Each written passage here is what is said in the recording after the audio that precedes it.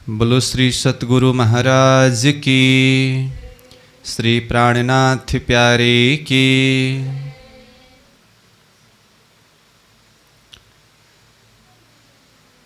इस तरफ चबूतरा धाम का आए मिल्या बनइत, महमत कहे इन अकले, क्यों कर करूं सिफत, क्यों कर करूं सिफत।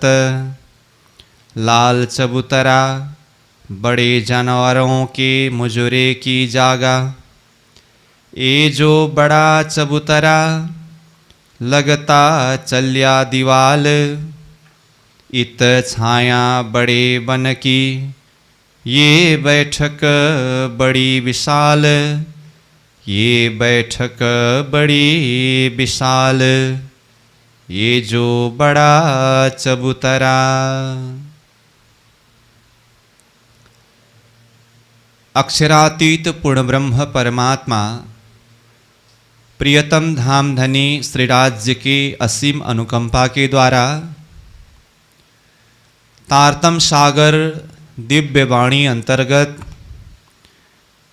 परिक्रमा ग्रंथ के ऊपर हम चिंतन करते आ रहे हैं, जिसमें अब तक 10 प्रकरण तक के भाव को चिंतन किया। इससे पूर्व कक्षा में यह 10वें प्रकरण, जिसमें विशेष करके फूलबाग की शोभा को वर्णन किया है, उसके ऊपर चिंतन किया। अब अभी के यह सत्र में प्रकरण 11 से विषय प्रारंभ करने जा रहे हैं। तो यह 11वें प्रकरण में महामती प्राणनाथ जी रंगमहल के उत्तर दिशा में स्थित लाल चबूतरा और लाल चबूतरा के सामने में बड़ोवन, और बड़ोवन में अलग अलग अखाड़ों में अलग अलग जाति के पशु पंखी और उन पशु पंखियों के खेल तमाशे, इन सारी शोभाओं को चिंतन करा रहे हैं। तो लाल चबूतरा के प्रसंग को हम कुछ शब्दों के द्वारा सार रूप में चिंतन करें तो रंगमहल के उत्तर दिशा में जो 1500 मंदिर है, रंगमहल के बाह्य कोण से ईशान कोण तक का, तो ये 1500 मंदिर में से बाह्य कोण के तरफ से पूर्व तरफ 1200 मंदिर का लंबा और चौड़ाई में 30 मंदिर का चौड़ा, अथवा हांस के हिसाब से कहे तो 40 हांस का लंबा और 1 हांस का चौड़ा, यह लाल चबूतरा रंगमहल के चबूतरा के साथ में ही लग करके, यानी कि जमीन से भौम भर ऊंचा शोभायमान है। 1200 मंदिर की जगह में तो लाल चबूतरा है। लाल चबूतरा के पूर्व तरफ बाकी 300 मंदिर में ताड़वन की शोभा है। तो ये तो पूरा उत्तर दिशा के तरफ 1500 मंदिर की जगह में लाल चबूतरा और ताड़वन की बात हुई। उसमें से यहाँ सामने में जो प्रसंग आ रहा है लाल चबूतरा का प्रसंग, जैसे कि कहा लाल चबूतरा 1200 मंदिर का लंबा और 30 मंदिर का चौड़ा शोभायमान है। अब यह लाल चबूतरा के तरफ रंगमहल के 6000 मंदिर के जो बाहरी हार मंदिर है, 1200 मंदिर आया है। रंगमहल के 6000 मंदिर में से अन्य सब तरफ के मंदिर में तो बाहरी तरफ दीवार में 2 दरवाजे और मध्य में 1 झरोखा है, परंतु उत्तर दिशा के तरफ यह 1200 मंदिर में जो लाल चबूतरा आया है, लाल चबूतरा के सामने में जो रंगमहल का 12,000 मंदिर प्रथम हार का आया है। इन मंदिरों के बाहरी दीवार में झरोखा की जगह में भी दरवाजा ही आने के कारण प्रत्येक एक मंदिर के बाहरी दीवार में 3-3 दरवाजे, तो 1200 मंदिर यानी कि लाल चबूतरा के सामने में कुल रंगमहल के मंदिर का 1200 गुना 3 दरवाजा इक्वल टू 3600 दरवाजा यहाँ पर शोभायमान है। अब लाल चबूतरा की शोभा को देखें तो यहाँ 40 हांस में अलग अलग प्रकार की 40 बैठक है। एक एक बैठक में अलग अलग रंगों के गलीचे बिछे हुए हैं। प्रत्येक बैठक में मध्य में सिंहासन है और दाएं बाएं कुर्सियां धरे हुए हैं। इस तरह से देखें तो 40 हांस में 40 बैठक में 40 सिंहासन है। प्रत्येक सिंहासन के दाएं बाएं कई कुर्सियां हैं। प्रत्येक हांस के मध्य भाग सामने में उत्तर दिशा की तरफ यानी कि बड़वन की तरफ एक एक चाँदा आने से 40 चाँदे हुए। प्रत्येक एक चाँदा से दाएं बाएं भौम भर नीचे सीढ़ी उतरी है, जिस सीढ़ी से उतरकर हम रंगमहल को परिक्रमा किया हुआ जो रोस है उस रोस में पहुंचते हैं और ये रोस से होते हुए फिर आगे बड़वन के वृक्ष जहाँ पर शोभायमान है वहाँ जा सकते हैं। ये तो 40 हांस के 40 चाँदों के द्वारा उतरे हुए सीढ़ियों की बात हुई। इसके अलावा चौड़ाई की तरफ देखें तो पूर्व तरफ जो 30 मंदिर की चौड़ाई के मध्य में एक चाँदा आकर के वहाँ से भी दोनों तरफ सीढ़ियाँ उतरे हैं और पश्चिम तरफ भी चौड़ाई के जो 30 मंदिर में से मध्य में एक चाँदा आकर वहाँ से भी दोनों तरफ सीढ़ियाँ उतरे हैं। इस तरह से देखें तो लाल चबूतरा से कुल 42 चाँदों के द्वारा दोनों तरफ सीढ़ियाँ उतरे हैं, जहाँ से भौम भर नीचे जा सकते हैं अथवा इन्हीं सीढ़ी से नीचे जमीन से ऊपर चबूतरा में आ सकते हैं। यह तो लाल चबूतरा की शोभा हुई। लाल चबूतरा के ही सामने में जमीन में बड़वन के वृक्ष है। जो बड़वन के वृक्ष एक एक हांस की दूरी में एक एक वृक्ष आने से 40 हांस के सामने में 41 बड़वन के वृक्ष है और हार कतार में भी यह 41 हार ही होने के कारण लाल चबूतरा के सामने में बड़वन के वृक्ष 41 की 41 हारे हैं। इन वृक्षों के ऊपरा ऊपर 10 भौम तक की ऊंचाई है, यानी कि रंगमहल के चांदनी के बराबर तक यह बड़वन का विस्तार है। रंगमहल के चांदनी और यह बड़वन के चांदनी एक समान ऊंचाई में है।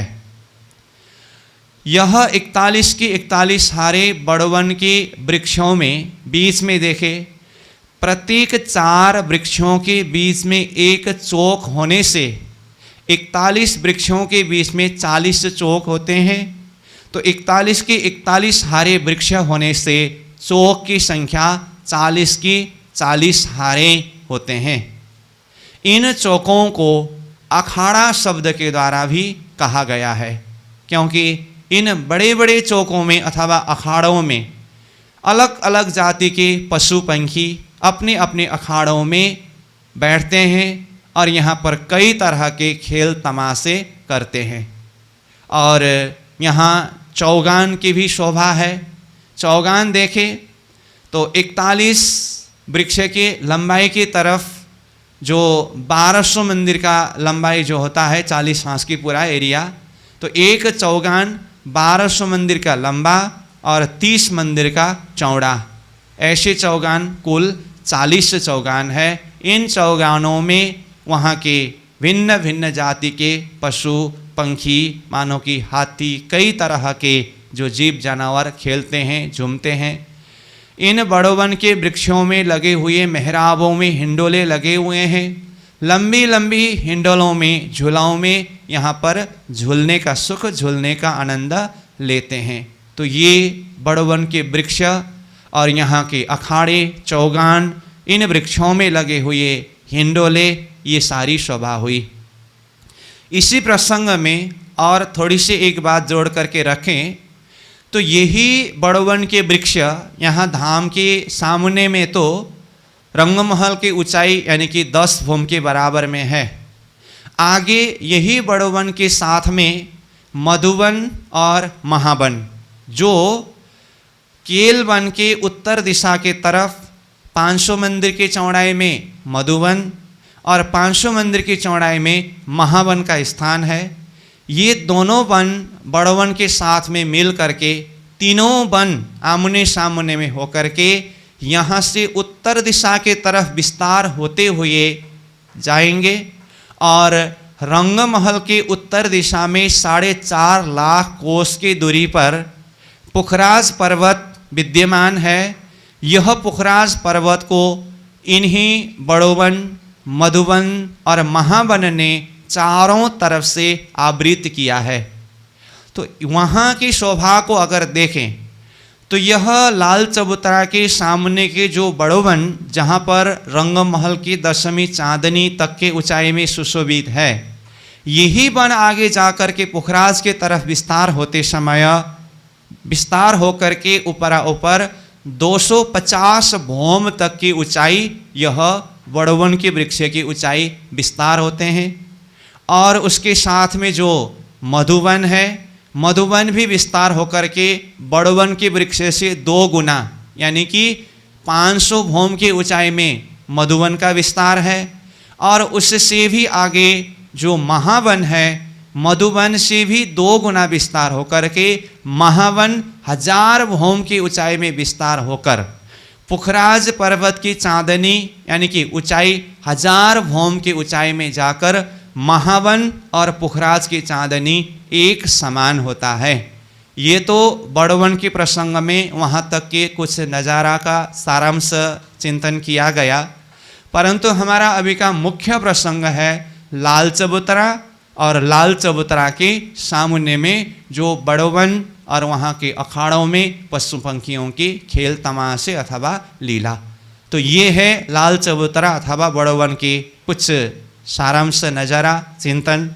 अब यही लाल चबूतरा तथा बड़वन की शोभा को महामती प्राणनाथ जी यह 11वें प्रकरण में चिंतन कराने जा रहे हैं और 11वें प्रकरण के बाद फिर 12वें प्रकरण में भी इन्हीं शोभाओं को वर्णन करेंगे। उसके बाद फिर 13वें प्रकरण से सीधा पुखराज पर्वत का वर्णन प्रसंग प्रारंभ करते हैं। तो ये एक शोभा को चिंतन किया गया। अब इसके साथ में हम प्रारंभ करते हैं प्रकरण 11 चौपाई 1 से, जो लाल चबूतरा का वर्णन का प्रसंग है। तो अब चौपाई को देखें तो महामती प्राणनाथ जी कहते हैं, ये जो बड़ा चबूतरा लगता चल्या दीवाल, इत छाया बड़े बन की, ये बैठक बड़ी विशाल। ये जो बड़ा चबूतरा 10वें प्रकरण का अंतिम चौपाई में ही लाल चबूतरा तक हम पहुँचे हैं। तो अब यहाँ सीधा लाल चबूतरा का ही वर्णन को प्रारंभ करते हुए प्राणनाथ जी कह रहे हैं, ये जो बड़ा चबूतरा, ये लाल चबूतरा जो है ये बहुत बड़ा चबूतरा है। 1200 मंदिर का लंबा, 30 मंदिर का चौड़ा कहा, तो ये बहुत बड़ा विस्तार वाला चबूतरा है। लगता चल्या दीवाल, दीवाल मतलब रंगमहल के दीवाल के साथ में लग करके, मतलब मिल करके चला हुआ है अथवा शोभायमान है। रंगमहल का चबूतरा है ना जो भोंबर ऊंचा, बिल्कुल उसी चबूतरा के साथ में मिल करके ही यह चबूतरा आया है। इसीलिए लगता चल्या दीवाल, रंगमहल की दीवाल के साथ में ही मिल करके आया है, चला है। इत छाया बड़े बन की, अब जैसे अभी हम लाल चबूतरा के उत्तर तरफ बड़वन की शोभा को चिंतन कर रहे थे, जो बड़ा वन रंगमहल के 10वीं चांदनी के बराबर तक की ऊंचाई में है, तो वह बड़वन के वृक्षों की छाया ये लाल चबूतरा में पड़ रहा है। इत छाया बड़े वन की, ये बैठक बड़ी विशाल। ये लाल चबूतरा की बैठक जो है अत्यंत बड़ा और विशाल शोभा से युक्त है। शोभा लेत अति कठेड़ा, तमाम चबूतर, तले लगते दरखत, सब पेड़ बराबर। अब जहाँ कहीं भी चबूतरा की बात आती है तो चबूतरा में सीढ़ी अथवा चांदी की जगह को छोड़ करके अन्य जगह में सब तरफ किनार में कठेड़े होते ही है। तो यहाँ लाल चबूतरा में भी जिस तरह से हमने लंबाई की तरफ 40 हाथ में 40 चाँदों की बात किए, चौड़ाई की तरफ दोनों तरफ एक एक 2 चाँदों की बात किए, ये चाँद के अलावा अन्य जगह में किनार में सब तरफ कठेड़ा लगे हुए हैं। इसीलिए कहते हैं कि शोभा लेत अति कठेड़ा, चबूतरा के किनार में अत्यंत सुंदर शोभा से युक्त कठेड़ा शोभायमान है। तमाम चबूतरा मतलब संपूर्ण चबूतरा के किनार में कठेड़े हैं। ताले लगते दरखता, ताले मतलब चबूतरा से नीचे जमीन में, दरखत यानी कि वृक्ष। तो 41 के 41 सारे बड़वन के वृक्ष कहा ना, वही वृक्ष के लिए कहा तले लगते दरखत, सब पेड़ बराबर। सब पेड़ दूरी में देखे अथवा ऊंचाई में देखे बिल्कुल बराबर, एक एक हाथ के पर के अंतर पर बराबर ये वृक्ष की शोभा सुशोभित है। पेड़ लंबे उपली छातलों, छत्रियाँ छज्जों पर, लंबे छज्जे बड़ी बैठक, इत मोहला लेवे जनावर। पेड़ लंबे उपली छातलों, पेड़ लंबी लंबी डालियां हैं। अब ऊपर छातलों कहने से ये ऊपर कितने भौम तक कहा, 10 भौम तक, रंगमहल के चांदनी बराबर तक, वहाँ तक ही देखिए। प्रत्येक भौम में जो लंबी लंबी डालियाँ जो विस्तार हुआ है, सब तरफ ये विस्तार होता हुआ ऊपर यानी कि ऊपर 10वीं चांदनी के बराबर तक यह छात पहुँचे हुए हैं। पेड़ लंबे उपली छातलों, छत्रियाँ छज्जों पर। अब ये वृक्ष की जो छत्रियाँ हैं यानी कि डालियाँ हैं, रंगमहल के छज्जों के साथ में मिलते हुए गया है। रंगमहल के प्रत्येक भौम में छज्जा है ना, वो छज्जा के साथ में वृक्ष की डालियां भी आपस में मिलते गए, इसीलिए कहा छत्रियां छज्जों पर। लंबे छज्जे बड़ी बैठक। अब ये जहाँ जहाँ भी वृक्षों की लंबी लंबी डालियों के द्वारा रंगमहल के छज्जे के साथ में मिलन करते हुए गए, तो प्रत्येक भौम में बड़ी बड़ी बैठक की शोभा है ना। तो लंबे छज्जे बड़ी बैठक, ईता मोहला लेता जानवरा। ईता मतलब यहाँ जो भी शोभा, ये वनों की शोभा जो वर्णन हो रहा है, यहाँ की शोभा मोहला लेता जानवरा।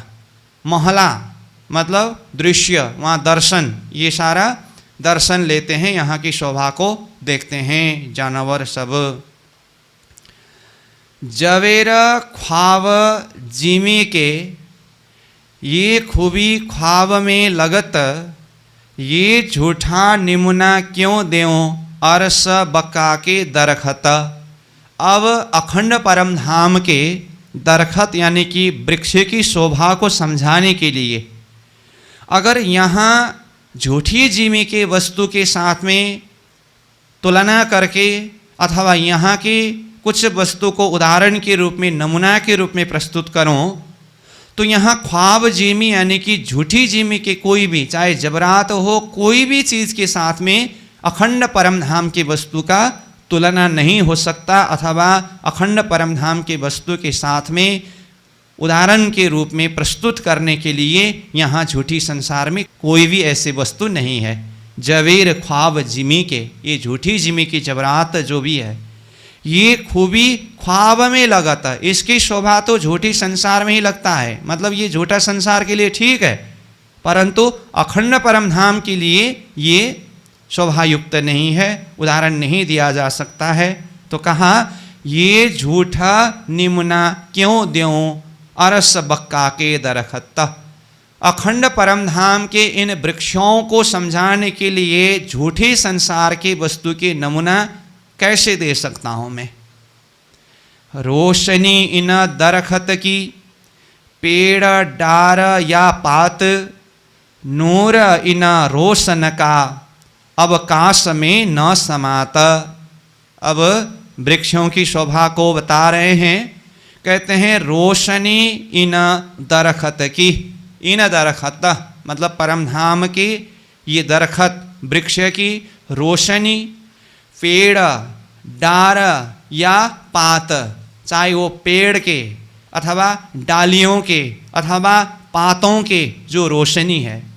नूर इन रोशन का, इनके जो रोशनी है अथवा इनके नूर है, इनके मतलब किनके, पेड़ डार पात के रोशनी यानी कि नूर जो है अवकाश में न समाता, आकाश में नहीं समाता है। एक डार जरे की रोशनी भराए रही आसमान, तो कौन निमुना इनका जो दीजिए इनके मान। एक डारे जरे की रोशनी, वृक्ष के एक डाली के जरा सा मतलब मानो डाली के एक पत्ता के भी एक जरा सा एक नस का रोशनी प्रकाश भराए रही आसमान, परमधाम के चैतन्य आसमान में भरा पड़ा है। तो तब कौन निमुना इनका, क्या निमुना यानी कि उदाहरण उपमा दो इसका, जो दीजिए इनके मान।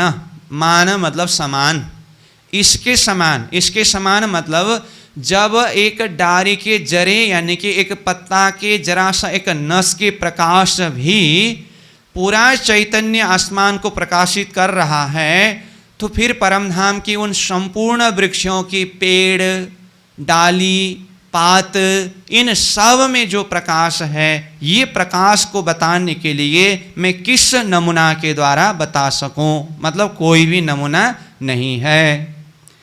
जिमी रंचक रेत की, कछु दिया न निमुना जात, तो क्यों कहूँ फल फूल पात की, और झरोखे मोहलात। वही भाव को बता रहे हैं। जिमी रंचक रेत की, परमधाम की जमीन के एक जरा सा रेत की यानी कि बालू के कण को समझाने के लिए भी इस धरती के कोई भी वस्तु का उदाहरण दिया नहीं जा सकता है। कछु दिया न निमुना जात, कोई भी नमूना यानी कि उदाहरण तुलना करके बताया नहीं जा सकता है। तो क्यों कहूँ फल फूल पात की, एक जरा सा यानी कि रेत के कण के लिए तो उदाहरण देने के लिए नमूना के लिए कोई योग्य वस्तु नहीं है, तो फिर परमधाम के फूल फल पात इन सब को समझाने के लिए अथवा इन सब के नूर रोशनियों को समझाने के लिए मैं किस उदाहरण के द्वारा समझा सकूं। और साथ में और झरोखे मोहलात, वहाँ के झरोखा वहाँ की मोहलातों को और उनकी प्रकाश को मैं किस उदाहरण के द्वारा, किस निमुना के द्वारा, किस शब्द के द्वारा वर्णन कर सकूं। ऊपर तमाम चबूतरे बिछाया है दुलीच, दोनों तरफों बैठी रूहें हक हादी सिंहासन बीच। अब बनों की एक नज़ारा शोभा दर्शन कराए, क्योंकि चबूतरा का प्रसंग प्रारंभ करते ही चबूतरा में वनों की छाया वृक्षों की छाया पड़ते हैं करके आया, तो फिर वन की शोभा को जरा सा चिंतन कराए। पुनः चबूतरा की शोभा चिंतन करा रहे हैं चौपाई नंबर 8 में। तो कहते हैं ऊपर तमाम चबूतरे, मतलब चबूतरा के ऊपर तमाम मतलब संपूर्ण एरिया में बिछाया है दुलीचा। दुलीचा मतलब गलीचा, गलीचा बिछाया हुआ है। तो पहले ही कहा ना 40 हांस जो लाल चबूतरा का है, 40 हांस में से प्रत्येक एक हांस में अलग अलग रंगों की गलीचा है और प्रत्येक एक हांस में अलग अलग बैठक है। तो इस शोभा को यहाँ बता रहे हैं। ऊपर तमाम चबूतरे बिछाया है दुलीच, दोनों तरफों बैठी रूहें हक हादी सिंहासन बीच। प्रत्येक एक हांस के एक बैठक में मध्य में सिंहासन है, जहाँ प्रियतम धामधनी श्रीराज जी और श्यामा जी विराजते हैं, और सिंहासन के दाएं बाएं सखियों के लिए बैठने की बैठक है। ये शोभा है, इसीलिए कहा दोनों तरफों मतलब सिंहासन के अथवा राजश्याम जी के दोनों तरफ दाएं बाएं अगल बगल बैठी रूहें सखियां बैठते हैं। हक्का हादी सिंहासन बीच, प्रियतम धामधनी राज्य श्यामा जी सिंहासन के ऊपर, सिंहासन के बीच में विराजते हैं। बैठे तीन सिंहासन हक अपना मिलावा ले, इन अंग की अक्कले क्यों कहूँ खूबी ये।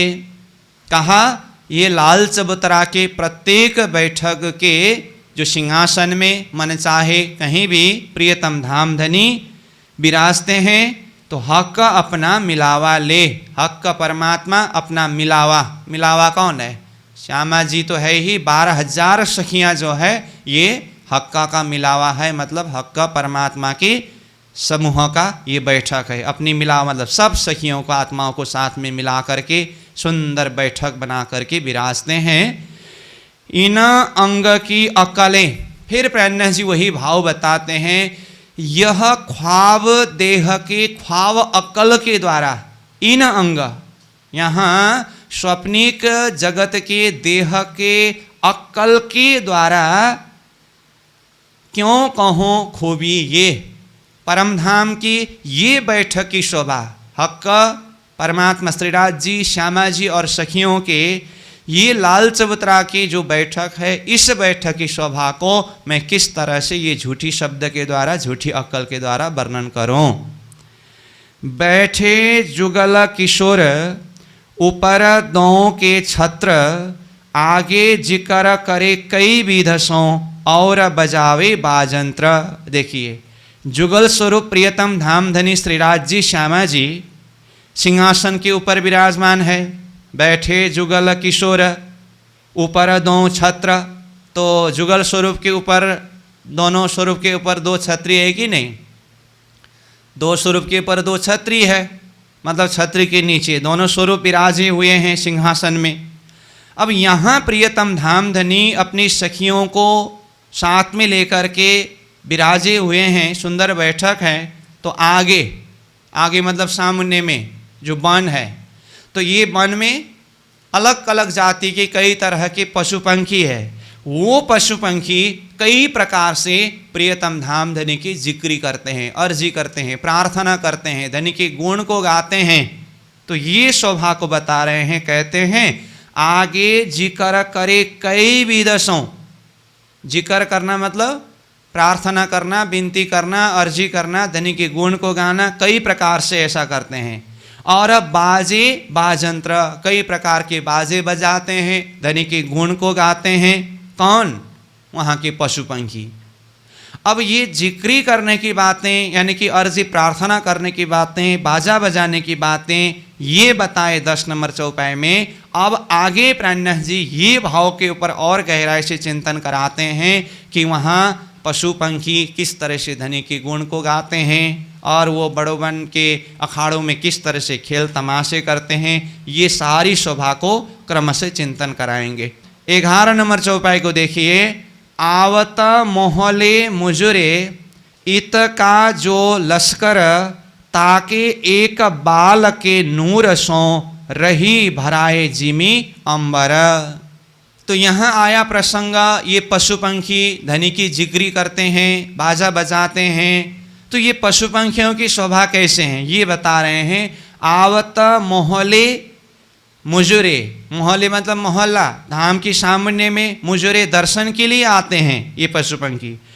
ईत का जो लश्कर, यहाँ के जो बड़ोबन के जो पशु पंखी जो भी है, लश्कर मतलब एकदम फौज लाइनबद्ध होकर के सब धनी के दर्शन के लिए आते हैं। मतलब जब प्रियतम धामधनी लाल चबूतरा में जा कर के अपने सखियों के साथ में सुंदर बैठक में विराजते हैं, तो अलग अलग स्थानों में जो भी पशु पंखी है वो सब भी लाल चबूतरा के बिल्कुल सामने में, मोहल्ला यानी कि रंग महल के सामने में मुजरा के लिए, दर्शन के लिए एकदम लाइनबद्ध होकर के आते हैं, ताकि एक बाल के नूर सो रही भराए जिमी अंबर। जो दर्शन के लिए आए हुए इन अखाड़ों के जो भी पशु पंखी है, इनके एक बाल के नूर के द्वारा पूरा आसमान जिमी भरपूर है, मतलब आसमान जिमी में पूरा नूर भरा हुआ है।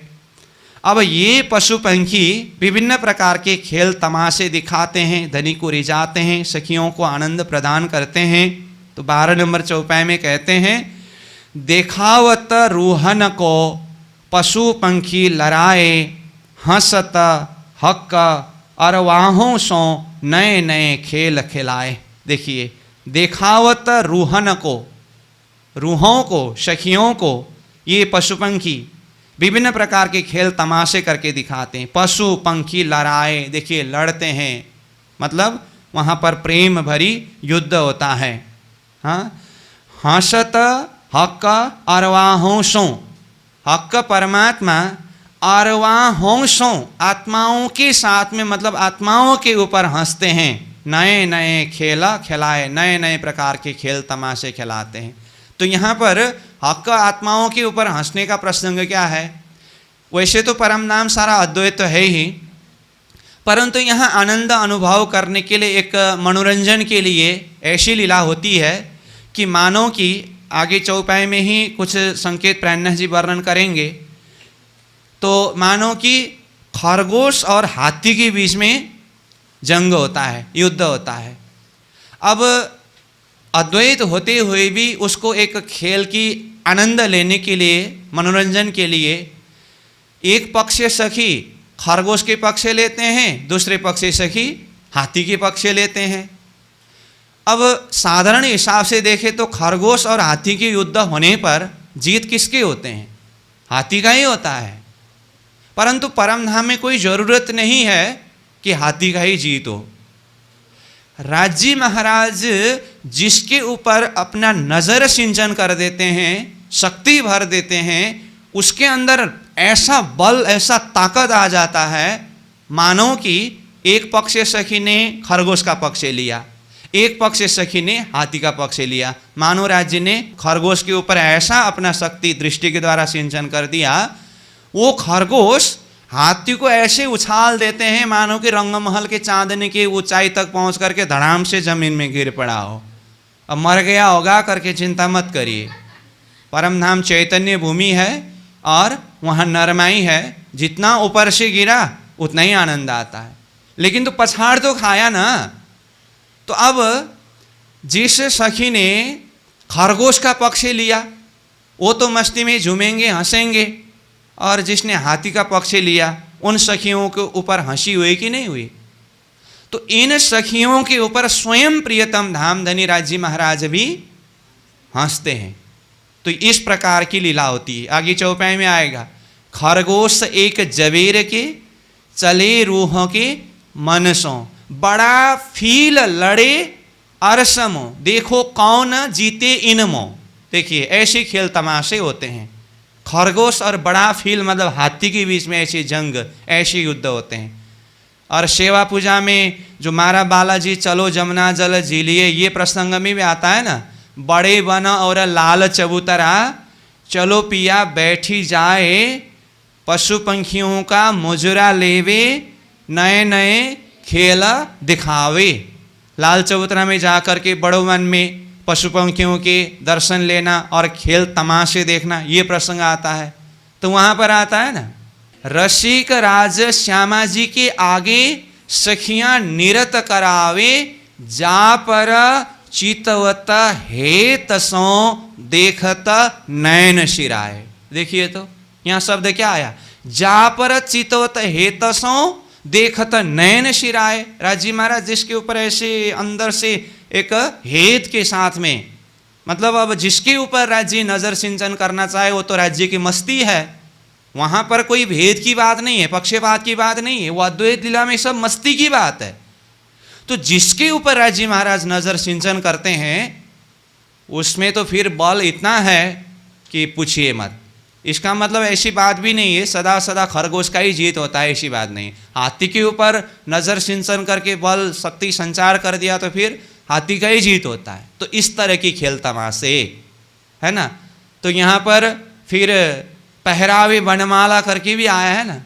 तो जिस पक्ष की सखी का विजय होता है फिर उसको स्वयं प्रियतम धामधनी। अब सखियां तो राजी महाराज को माला पहनाते ही है, सेवा करते ही है, स्वागत सम्मान करते ही है, ये तो है ही। परंतु प्रियतम धामधनी स्वयं श्रीराज जी भी सखियों को वनमाला यानी कि फूलों के हार पहना करके सम्मान करते हैं, स्वागत करते हैं। किनके? जिन पक्ष की सखियों का जीत हुआ है।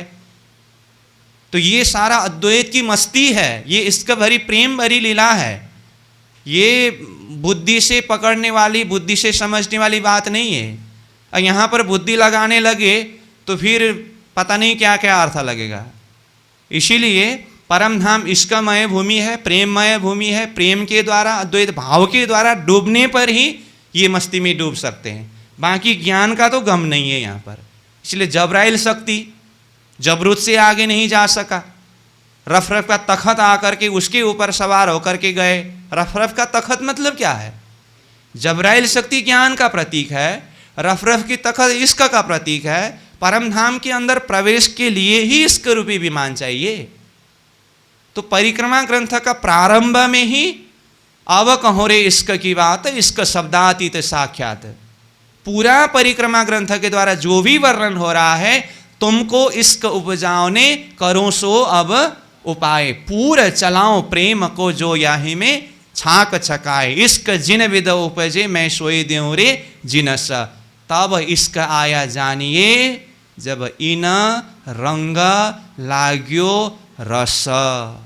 तो ये रंग में रस लगना चाहिए। ये मस्ती की लीला है।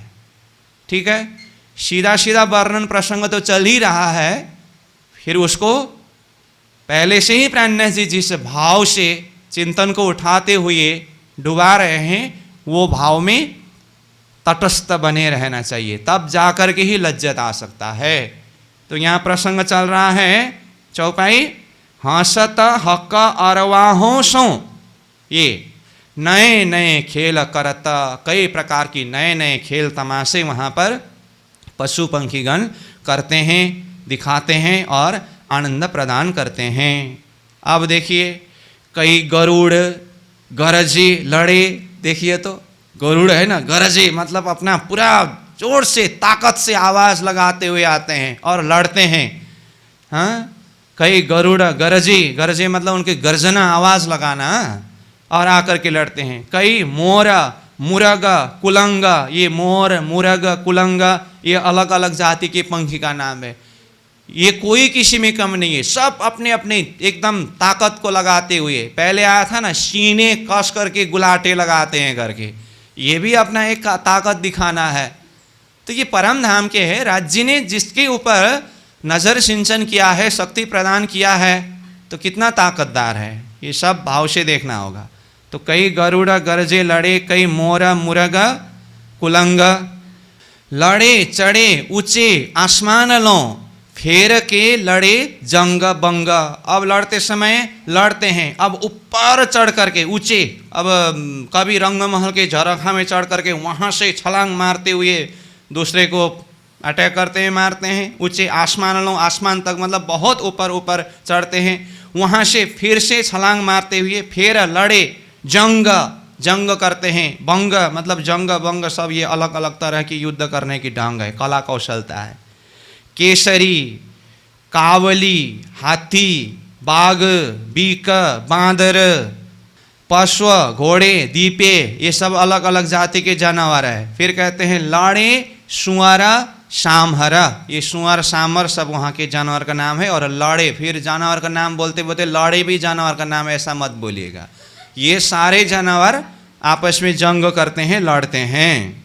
15 नंबर को देखिए, चीते चीतल बैल बकर, जो भी मैं सीधा सीधा नाम ही उच्चारण करता जा रहा हूँ वो सब आप समझ लीजिए, ये सब अलग अलग जाति की पशु का नाम है, कहीं पंखी का नाम है। लड़े मतलब लड़ते हैं। बरवरे हरण, ये बरवरे हरण भी अलग अलग जाति के पशुओं का नाम है, सब लड़ते हैं। जरखा, चरखा, रोज, रिछड़े, ये सब अलग अलग जाति के पशु है, जानवर है। लड़त आवे अरण, लड़त लड़ते हैं, आवे आकर के, अरण मतलब ये भी अरना, अरना, अरना मतलब एक जाति के भैंस है, वो भी लड़ते हैं। फिर कहते हैं लोखरी, कुकरी, जंदुका, ये सब अलग अलग जाति के। लड़त है मेढ़े, लड़त है मतलब आकर के लड़ते हैं। खरगोश, बिल्ली, मूषक, लाड़े, छिकारे, गैड़ा, ये सब आकर के लड़ते हैं। कई जाते पशुअन की, अब कुछ जातियों का नाम गिनती कराया, फिर कहते हैं ऐसे कई जाति है पशुओं के। और कई जाते जानवर, कई जाति के जानवर भी है। हिसाब न आवे गिनती, कुछ कुछ का नाम बताया, सारा तो कहाँ से गिनती करके हिसाब करके बताऊं, हिसाब में नहीं आएगा। ये खेल कहूँ क्यों कर, अब ये अलग अलग जाति के सब नाम और ये सब के खेल तमाशे मैं शब्द में किस तरह से कहूँ। कई रिझावे लड़के, अब लड़ करके भी कोई धनी को ही रिझाते हैं। रिझावे मतलब रिझाना, प्रसन्न करना, तो धनी को रिझाते हैं लड़ लड़ करके। लड़ने का भी मकसद क्या है, धनी को रिझाना है। लड़ना मतलब वहाँ तो प्रेम भरी जंग होते हैं, तो धनी को रिझाते हैं। कई नाच मिलावे तान, सब लड़ते हैं ऐसा नहीं, कोई पशु पंखी जानवर तान मिला करके एकदम नाचते हैं, नृत्य करके धनी को रिझाते हैं।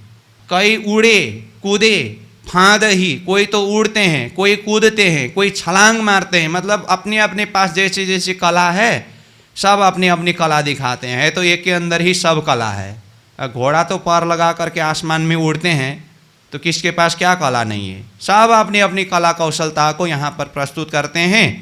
कई बोलता मीठी बाणा, कोई मीठी मीठी बाणी बोलते हैं। कई देता गुलाटियाँ, कोई गुलाटे खाते हैं। कई सादत शोर समाना, कोई फिर ऐसे शोर साध करके धनी के गुण को गाते हैं। कई खेले चले टेढ़े उलटे, कोई खेलते हैं, कोई चलते हैं कैसे चाल में, उल्टे पुल्टे टेढ़े चाल में चलते हैं।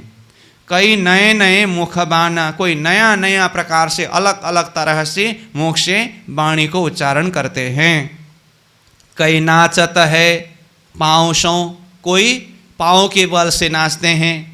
कई नचावे पर, कोई अपने पंख के बल पर नाचते हैं। कई नाचत है उड़ते, कोई फिर उड़ते हुए नाचते हैं। हाथ चोंच शीर लर, कोई हाथ से लड़ते हैं हाथ के बल से, कोई चोंच के बल से लड़ते हैं, जंग करते हैं आपस में। कोई शीर के बल से लड़ते हैं। अब सबका अपना अपना हथियार है। चोंच से लड़ने वाला का वो चोंच ही हथियार है, हाथ से लड़ने वाला का हाथ ही हथियार है। कोई सींग से लड़ते हैं, शीर से लड़ते हैं। तो बैल लड़ते हैं तो किससे लड़ते हैं, शीर से लड़ते हैं ना। तो पंखीगण प्राय चोंच से लड़ते हैं। ये सब अपने अपने प्रकार से। कई हंसावता हक को, जो कुछ भी करें आखिर मकसद क्या है सबका, हक को हंसाना है। इसीलिए पहले ही कहा ना, ये सब के सब धनी के खिलौने हैं, तो हक को हंसाते हैं। भांत भांत खेल करत, कई प्रकार के खेल तमाशे करते हैं। कोई हिकमत छिपी ना रहे, कोई किसी के भी किसी भी प्रकार के हिकमत मतलब कला कौशलता, हिकमत शब्द का अर्थ किसी में भी किसी भी प्रकार की कला कौशलता छुपते नहीं है, सब प्रकार की कौशलता सब में है। ये ऐसे पशु जानवर, ये इस तरह के पशु पंखी अथवा जानवर है। क्यों कहूँ इना सुख की, जो इना मेले में बसत, ये सोई रूहें जानही, जो इना हक की सोहबत। अब ऐसे खेल तमाशे जो पशु पंखियों के हैं, ये खेल तमाशों को देखने का सुख किसको मिलता है। क्यों कहूँ इन सुख की, ये सुख को मैं किस तरह से कहूँ बताऊँ। जो इन मेले में बसत, इस मेले में, परमधाम के ये मेला में, मतलब ये खेल तमाशे, ये लीला में जो सम्मिलित होते हैं और ये सुख लेते हैं, उसकी सुख को मैं किस तरह से कहूँ। ये सोई रूहें जान ही, ये सुख को तो वही आत्माएं जान सकते हैं जो इन हक की सोहबत, जो रूहें, जो आत्मा हक परमात्मा इन हक की सोहबत मतलब संगत में मतलब पास में, नज़दीक में, सानिध्य में जो रहते हैं वो आत्मा ही इसका सुख अनुभव कर सकती है। क्यों कहूँ इन सुख की जो हक देत मुख बोल। अब पशु पंखियों के खेल तमाशे की सुख तो है, अब उसके ऊपर देखिए तो क्यों कहूँ इन सुख की, उस सुख को मैं किस तरह से शब्द में कहूँ जो हक देता मुख बोला। हक प्रियतम धामधनी स्वयं अपनी जुबान से शब्द उच्चारण करके, बोल करके, वाणी के द्वारा आत्माओं को जो सुख प्रदान करते हैं, वो सुख को मैं किस तरह से वर्णन करूं। क्यों देऊं निम्ना इनका, इसको मैं किस शब्द के द्वारा, क्या उदाहरण के द्वारा समझाऊं, बताऊं। या को रूहें जाने तौल मोल, इसकी तौल मोल करके इसकी महिमा को रूहें यानी कि परमधाम की आत्मा जो हक की सोहबत में रहने वाली आत्मा है वही जान सकती है। क्यों कहूँ इन सुख की, इस सुख को मैं किस तरह से बताऊं। जो धनी देत कर हेत, प्रियतम धाम धनी, हेत मतलब प्रेम से, स्नेह से आत्माओं को प्रदान करते हैं और पशु पंखियों को भी प्रदान करते हैं। आराम इन इसक का, यही इसक में ही जो आराम लेते हैं, जो सोई जाने जो लेता, ये इसक का आराम जो है ये तो वही आत्मा जानती है जिन्होंने लिया है, जिन्होंने पाया है। क्यों कहूँ सुख सन्मुख का, प्रियतम धामधनी के सन्मुख में होने का सुख मैं किस तरह से शब्द में वर्णन करूं। जो पिलावे नयन सौ, सन्मुख में रख करके प्रियतम धामधनी अपने नयन के द्वारा, नज़र के द्वारा इसका भरी नज़र सिंचन करके अमृत का पान कराते हैं, उस सुख को मैं किस तरह से शब्द में वर्णन करूं। ये सोई रूहें जान ही, वो तो वही आत्मा जानती है। रस आवत है जिनका, जिसको ये रस आया है, जिसने ये अनुभव किया है अथवा जिसने हक के द्वारा, परमात्मा के द्वारा ये रस का पान किया है, वही जान सकती है, समझ सकती है। क्यों कहूँ इन सुख की, इस सुख को मैं किस तरह से बताऊं। धनी लेवे इसक सो, प्रियतम धामधनी स्वयं इसक के द्वारा ये सुख लेते, धनी देते भी है और लेते भी है। तो जिनके द्वारा धनी स्वयं ही ये इसक को लेते हैं, तो ये सुख को मैं किस तरह से बताऊं। ये सोई रूहें जान ही, ये तो वही आत्मा जानती है। हक देता है जिनको, जिसको हक ने दिया अथवा हक के द्वारा जिसने पाया वही आत्मा जानती है। क्यों कहूँ इन सुख की, हक देत कर प्रीत, प्रियतम धामधनी जिसको प्रीत करके प्रेम से यह सुख देते हैं, उस सुख को मैं किस तरह से बताऊं। जो ये प्याले लेता है सोई जाने रस रीत, ये रस की रीति वही जानती है, जिसने ये हक के रस का प्याला पिया है वही जान सकती है। क्यों कहूँ सुख नजीक का, जो इन हक की सोहबत, हक की संगत में, हक के नज़दीक में होकर के जो सुख का अनुभव करते हैं, वो सुख को मैं किस तरह से वर्णन करूं।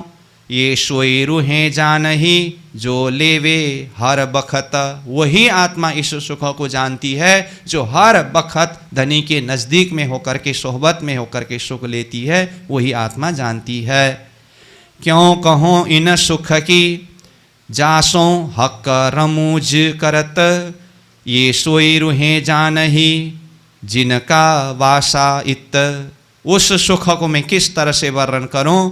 जासों जिसके साथ, मतलब जिन आत्माओं के साथ में हक प्रियतम धनी श्रीराज जी महाराज रमुज मतलब रहस्य, रमुज शब्द का अर्थ रहस्य, रमुज करत मतलब रहस्यमय बातें करते हैं, रहस्यमय बातें करते हैं, गुह्य लीला का सुख अनुभव कराते हैं। तो ऐसे सुख को मैं किस तरह से शब्द में वर्णन करूं।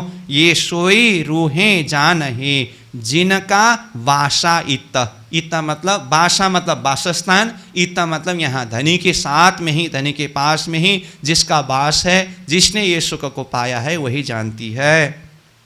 क्यों कहूँ इन सुख की जासों हक करे इशारत। देखिए हक इशारा करके जिस सखी के साथ में, जिस रूह के साथ में बात करते हैं, वो इशारा के द्वारा मिला हुआ सुख में किस तरह से शब्द में वर्णन करूं।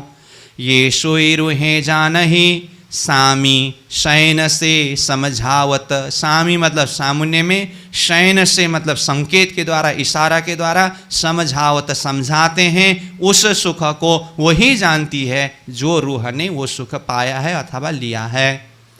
क्यों कहूँ इन सुख की जो हक देत दायम, ये सोई रूहें जानही जो पिए शराब कायम। उस सुख को मैं किस तरह से वर्णन करूं जो हक देता दायम। दायम मतलब अखंड, हमेशा। दायम शब्द का अर्थ हमेशा अथवा अखंड, नित्य निरंतर धामधनी देते हैं। ये सोई रूहें जानही, ये सुख वही आत्मा जानती है जो पीवे शराब कायम। शराब मतलब प्रेम का प्याला, प्रेम रूपी शरबत। कायम मतलब नित्य निरंतर जब धनी के द्वारा पान करते हैं तो वो सुख वही आत्मा जानती है। क्यों कहूँ इन सुख की जासों हक करत है हास, ये सोई रूहें जानही जो लेत खुशहाली खास। उस सुख को मैं किस तरह से वर्णन करूं। जासों जिसके साथ मतलब जिस रूह के साथ में हक करत है हास, प्रियतम धामधनी जिस आत्मा के साथ में हास विनोद करते हैं, तो ये सुख को मैं किस तरह से वर्णन करूं। ये सोई रूहें जानही, ये वही आत्मा जानती है जो लेता खुशहाली खास। प्रियतम धनी के साथ में खुशहाली प्रसन्न होकर के ये हास विलास का खास सुख जो लेती है वही जानते हैं। क्यों कहूँ इन सुख की जाए हक लेत बुलाए, सन्मुख बातें करके अमीरस नैन पिलाए। प्रियतम धामधनी जब रूह को अपने पास में बुला लेते हैं, जाए जिसको हक लेत बुलाए अपने पास बुलाते हैं, उस सुख को मैं किस तरह से वर्णन करूं। सन्मुख बातें करके, पास में बुला करके क्या करते हैं, सामने में रख करके बात करते हैं। और अमीरस मतलब अमृत का रस, प्रेम का रस नयन के द्वारा पिलाते हैं। तो इस सुख को मैं किस तरह से वर्णन करूं। क्यों कहूँ इन रूहन की जासों धनी बोलत सन्मुख, नहीं निम्ना इनका यही जाने ये सुख। उस सुख को अथवा क्यों कहूँ इन रूहन की, इन रूहों के सुख को अथवा इन रूहों के भाग्य को मैं किस तरह से कहूँ। जासों धनी बोलत सन्मुख, जिसके साथ प्रियतम धामधनी सन्मुख सामुन्य में होकर के सनकूल प्रसन्न चित्त के द्वारा जब बोलते हैं तो उस सुख को मैं किस तरह से वर्णन करूं। नहीं निमुना इनका, इसको समझाने के लिए कोई भी नमूना उदाहरण नहीं है। ये ही जाने ये सुख, जिसने ये सुख अनुभव किया है, लिया है, ये तो वही जान सकते हैं। क्यों कहूँ इन सुख की जो प्यारी पियू के दिल, सन्मुख बाता करत है इन खावंद शामिल। क्यों कहूँ इन सुख की, उस सुख को मैं किस तरह से वर्णन करूं जो प्यारी पियू के दिल, जो प्रियतम धामधनी के दिल की प्यारी है, प्रिय है जो आत्मा, वो सुख को मैं किस तरह से वर्णन करूं और वो आत्मा की भाग्य को मैं किस तरह से कहूँ। इसीलिए परमधाम की आत्मा को बड़ा भागी शब्द से प्राणनाथ जी ने ही वाणी में बताया है। ये बहुत भाग्यवान है, बड़ा सौभाग्यशाली है ये आत्मा, ये सखियाँ। तो इन आत्माओं की भाग्य को, इन आत्माओं की सुख को मैं किस तरह से वर्णन करूँ। सन्मुख बातें करत है, सामने में होकर के जब प्रियतम धनी जिस आत्मा के साथ में बातें करते हैं, इन खाबंद शामिल, खाबंद परमात्मा के शामिल सामने में पास में होकर के उस सुख को मैं किस तरह से कहूँ। फिर कहते हैं क्यों कहूँ ताके सुख की, उसकी सुख को मैं किस तरह से कहूँ। हक बातें करे दिल दे करके बातें करते हैं। बात करना ही कोई बड़ी बात नहीं है, लेकिन बात करते समय दिल दे करके उसी में एकाकार होकर के भाव से जब बात करते हैं धनी, तो ये रूहें प्याले जानही जो हाथ धनी के ले। धनी के हाथ से जो इसका का प्याला लेकर के जब पीते हैं ना, मतलब धनी अपने हाथ से ही जब इसका का प्याला पीते हैं ना, ये सुख तो वही आत्मा जान सकती है। क्यों कहूँ इन सुख की जाको निरखत धनी नजर, प्याले आप धनिये को सामी देत भर भर। देखिए उस सुख को मैं किस तरह से बताऊं, जाको निरखत धनी नजर। निरखत मतलब देखते हैं, नजर सिंचन करते हैं। तो धाम धनी अपने नजर से देखते हैं, नजर के माध्यम से इसका का अमृत का सिंचन करते हैं। उस सुख को मैं किस तरह से कहूँ, प्याले आप धनिये को। ये धनी का ही प्याला जो है, इसका का प्याला, ये सामी देता भर भर। स्वयं धाम धनी इसका का प्याला भर भर करके पिलाते हैं। खिलवत ग्रंथ में आता है, इसका का प्याला स्वयं धामधनी तालू पकड़ पकड़ के पिलाते हैं करके। तो ये मस्ती देखिए, तो ये परम धाम में देखिए धनी स्वयं इसका का प्याला भर भर करके पिलाते हैं। तो इस सुख को, ये आनंद को मैं किस तरह से वर्णन करूं। प्याले आप धनिये को सामी देता भर भर, क्यों कहूँ इन सुख की जो हक सो नैनो नैन मिलाए। फेर फेर प्याले लेत है आगो इन धनी के आए। देखिए तो एक बार ये मस्ती में डूब गया ना। क्यों कहूँ इन सुख की, उस सुख को मैं किस तरह से वर्णन करूं बताऊं, जो हक्कसों नैनो नैन मिलाए। नैन के साथ में नैन मिलाते हैं। अब किसी के साथ नैन के साथ नैन मिलाना, ये कैसे संबंध होना चाहिए, जो बिल्कुल अद्वैत भाव में एकाकार है। धनी ने जिसको अपने समान बनाया हो, तो ये दर्जा से ही नैन के साथ में नैन मिला सकते हैं। तो धनी नैन के साथ नैन मिला करके आत्माओं को सुख प्रदान करते हैं। जो हक सो नैनो नैन मिलाए, इस सुख को मैं कैसे बताऊं। फेर फेर प्याले लेत है आगू इन धनी के आए। अब एक बार धनी ने इसका का प्याला भर करके दिया, वो स्वाद चखा न सकी ने, बार बार आते हैं और इसका का प्याला लेते ही रहते हैं धनी के सामने में आकर के और पीते ही रहते हैं। देखिए ये मस्ती। क्यों कहूँ इन सुख की जो दूर बैठत है जाए, तित थे धनी बोलाए के ढीग बैठावत ताए। देखिए कितनी मस्ती है। कहते हैं क्यों कहूँ इन सुख की, उस सुख को मैं कैसे कहूँ जो दूर बैठत है जाए। अब पास में बैठ करके लेने का सुख तो है, दूर में जा करके बैठने पर भी सुख है। दूर में बैठ करके जाने का और अधिक सुख किस अर्थ में है, वो आगे कहते हैं। तीन थे धनी बोलाए के ढीग बैठावत ताए। अब पास में बैठे रहे तो बुलाने का सुख अनुभव नहीं कर सकते हैं ना। तो दूर जा कर के बैठ गए, तो फिर दूर जा कर के बैठे तो धनी बुला करके अपने पास में रखते हैं। तो धनी स्वयं जब दूर से बुला करके पास में रखते हैं, तो ये सुख फिर इसको मैं कैसे शब्द में वर्णन करूं। तीन थे धनी बुलाए के, ढीग मतलब नज़दीक में, पास में, बैठा होता ताए, ताए मतलब उसको जो दूर जा कर के बैठे थे उसको। ये सुख को मैं कैसे कहूँ। क्यों कहूँ इन सुख की जाको देत धनी चित्त, सो धनी आगू आए के सामी मीठी बान बोलत। देखिए उस सुख को मैं किस तरह से शब्द में वर्णन करूं बताऊं। जाको देता धनी चित्त, जिसको धनी बिल्कुल चित्त ही देते हैं, चित्त दे करके बातें करते हैं, सारे सुख देते हैं।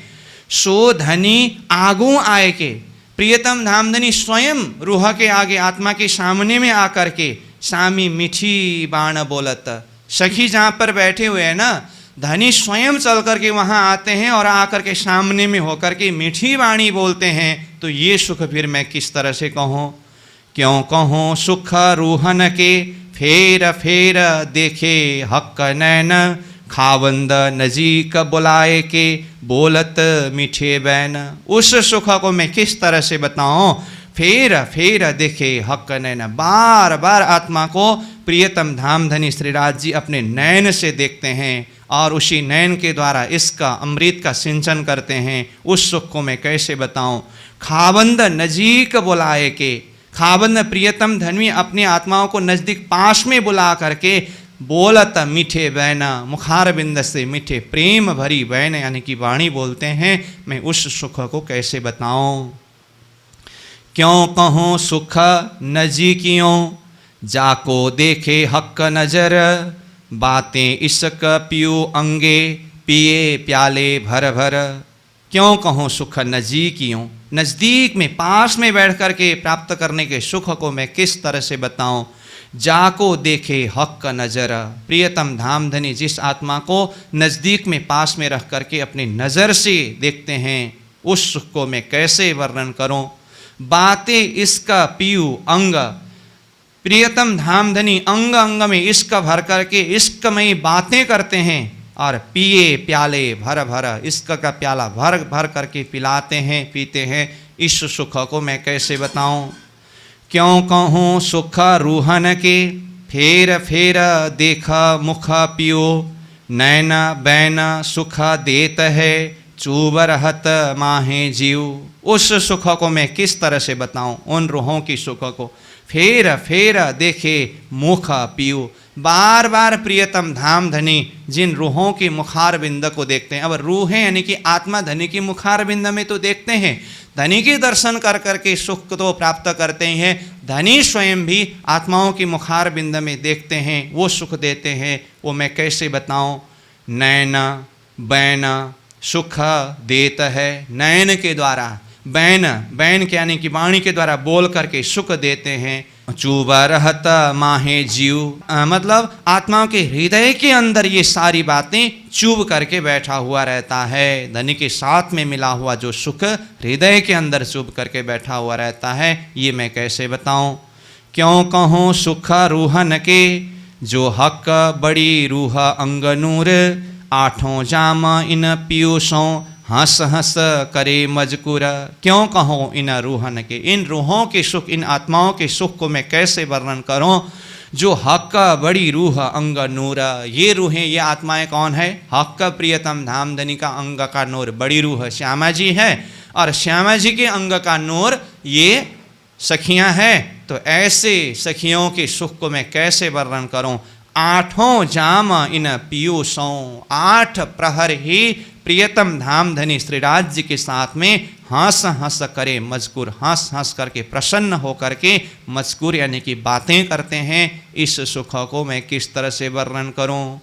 क्यों कहूँ सुख रूहन के, जो इन पियो के आसक, भर भर प्याले ले वही, फेर फेर देवे हक। क्यों कहूँ सुख रूहन के, इन रूहों की, इन आत्माओं की सुख को मैं किस तरह से कहूँ। जो इन पियू के आसक, जो पियू परमात्मा की आशिकी आत्मा है, आशिकी मतलब प्रेमी है, अंगना है, इन आत्माओं के सुख को मैं कैसे वर्णन करूं। भर भर प्याले ले वही, इसका का प्याला भर भर करके लेते हैं, पीते हैं। फेर फेर देवे हक, बार बार इसका प्याला भर करके देते हैं और धनीशी लेकर के आत्माएं पीते हैं। ऐसी आत्मा के सुख को मैं कैसे बताऊं। क्यों कहूँ सुख रूहन के, जो लगे इन हक के कान, करे मजकूर मजाक सो, साथ इन सुभान। देखिए परम धाम की जो आत्माओं के इन सुखों को मैं कैसे वर्णन करूं। जो लगे इन हक के कान, मतलब हक के साथ में ये बातें करते हैं ना, इन सखियों के जो शब्द को हक परमात्मा अपने कान लगा करके, मतलब कान से ध्यान से, अब कान लगाने का मतलब हृदय लगा करके, चित्त लगा करके, ध्यान से कान के द्वारा श्रवण करते हैं। करे मजकूर मजाक सो, अब मजाक के साथ में मतलब मस्ती के साथ में बातचीत करते हैं। तो जहाँ पर एक प्रेम का वो गहराई है, वहाँ पर ऐसी मजाक की बातें होती है, तो मजाक के साथ में बातें करते हैं। साथ इन सुभान, साथ मजाक के साथ में बात, धनी तो सखियों के साथ करते ही है, लेकिन सखियाँ भी सुभान प्रियतम धामधनी श्रीराज जी के साथ में मजाक की बात, मस्ती भरी बात, विनोद की बातें करते हैं। मजाक शब्द से यहाँ विनोद, मस्ती ऐसा समझना चाहिए। क्यों कहूँ सुख इन रूहन के, जासों खेले हंसे सन्मुख, पार नहीं सुहाग को इन पर धनी को रुख। क्यों कहूँ सुख इन रूहन के, इन रूहों की, इन आत्माओं के सुख को मैं किस तरह से वर्णन करूं। जासों खेले हंसे सन्मुख, जासों मतलब जिस प्रियतम धाम धनी के साथ में खेलते हैं हंसते हैं, सन्मुख सामने में होकर के। पार नहीं सुहाग को, सुहाग मतलब आनंद, प्रियतम धाम धनी के साथ में ये आत्माएं इतना अधिक सुख लेती है, सुहाग मतलब आनंद लेती है। ये सुहाग को, ये आनंद को, ये मस्ती को कोई पार नहीं पा सकते हैं, कोई पारवार ही नहीं है। तो ये सुहाग को लेने वाली ही तो सुहागिन है। आत्माओं को सुहागिन क्यों कहा? क्योंकि ये सुहाग को लेती है, इसलिए इनकी सुहाग का कोई पारवार नहीं है। इन पर धनी को रूखा, इन पर मतलब इन सुहागिन आत्माओं के ऊपर ही धनी को, धनी प्रियतम धाम धनी की रूख मतलब दृष्टि, कृपा भरी दृष्टि इन आत्माओं के ऊपर ही बरसते रहते हैं। तो इस तरह से 47 नंबर चौपाई तक हुआ। अब ये भाव तो निरंतर और भी कई चौपाई में आ रहा है, अब पूरा तो अभी हो नहीं पाएगा, इसलिए इसको दूसरे बैठक में ही आगे बढ़ाना होगा। इसलिए अब ये मस्ती में चलते हुए भी अब प्रसंग यहाँ रखना होगा, फिर इसी मस्ती के साथ में, इसी आनंद के साथ में अगले बैठक में 48 नंबर चौपाई से आगे बढ़ेंगे। तो अभी ये 47 नंबर चौपाई को दोहरा करके विश्राम करेंगे। क्यों कहूँ सुख इन रूहन के, जासों खेले हंसे सन्मुख, पार नहीं सुहाग को इन पर धनी को रूख, इन पर धनी को रूख। बोलो श्री प्राणनाथ प्यारे की प्रणाम।